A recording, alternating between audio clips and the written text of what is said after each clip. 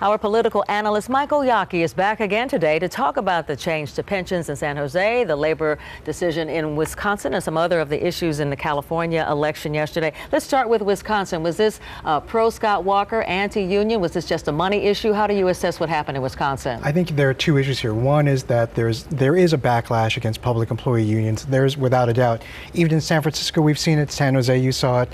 And clearly in Wisconsin, there it was. But the other issue that came out from the exit polls is that people did not like the recall being used on a policy issue. They wanted it for gross misconduct. If the governor was corrupt or whatever, they thought it was a waste of time and resources. The other issue, of course, is the fact that even though union vote was up, a third of the union vote went for Scott Walker. So what do you think this may or may not mean as we look ahead to November and President Obama's election, and what Wisconsin will do then? Well, I think the big issue in Wisconsin was that big 8-to-1 spending advantage and what it means for the Obama campaign as they're looking forward down the road.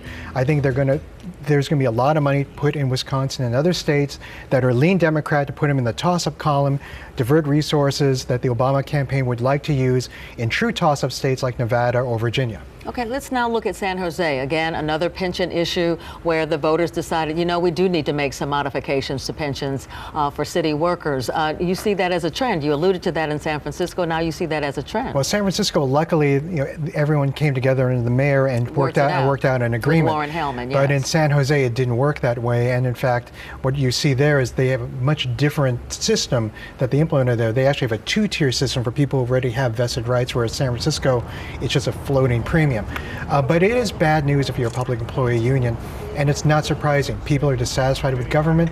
People are looking at their own pensions going down or disappearing after 2008, and they're saying, why does someone else have it better than me? It's a race to the bottom, unfortunately, and people are all caught up in that. Real quick, let's talk about the propositions. 28 passed, 29 failed. 29 was the one dealing with the cigarette tax, the sin tax as it's called.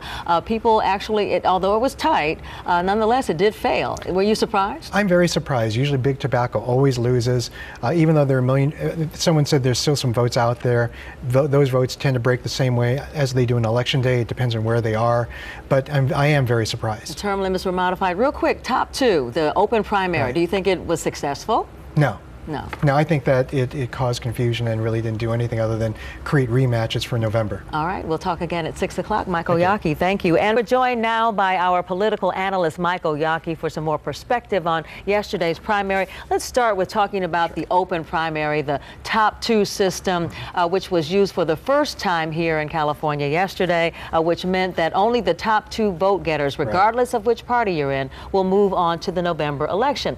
The 15th Congressional District, Congressman Pete Stark, a longtime veteran, up against a number of people, but he goes to November against another Democrat. Right, against a young Democrat, and ironically, a lot of the arguments that person is going to be raising are the same ones that Pete Stark used to knock off the incumbent Democrat in 1972. It's going to be a very tough race. One of the interesting things about top two is the resource drain. Now, all of a sudden, instead of raising money for one Democrat in November, two Democrats or two Republicans are going to be raising money. In some districts, this can be draining not just on the congressional races, but then on the state Senate, Assembly, because people's pocketbooks are being drained by the intra-party fight. So it pulls money out of the party. Absolutely. Just in general. What are the good points, do you think, now looking at the election results, are the pros to come out of the top two systems? I think the only thing that can come out of this is that they should adjust it to say, if you make 50% in June, you should just win and forget about the November runoff. There are a lot of people who got 50%. Dianne Feinstein came very close to doing so. Other than that, I'm not too sure people still get exactly what's going on, other than now you have a rematch in November, and it's going to be more money, more of the same, and a lot of noise. Okay, we'll see what happens as we get closer, whether or not people really get how it works. It was a bit confusing. As people know, the Wisconsin recall against the governor there, Scott Walker, he retained his position. That was the first governor in the U.S. to do so in a recall election. The unions were fighting him big time, and they lost in this one. Similar situation with San Jose passing a measure where the unions did not want their pensions modified. In that case, the mayor won. The unions lost. Is this this a turn, you think, a trend against unions? I think there is a big shift right now against public employee unions, and if you're the head of a public employee union, you're very, very nervous.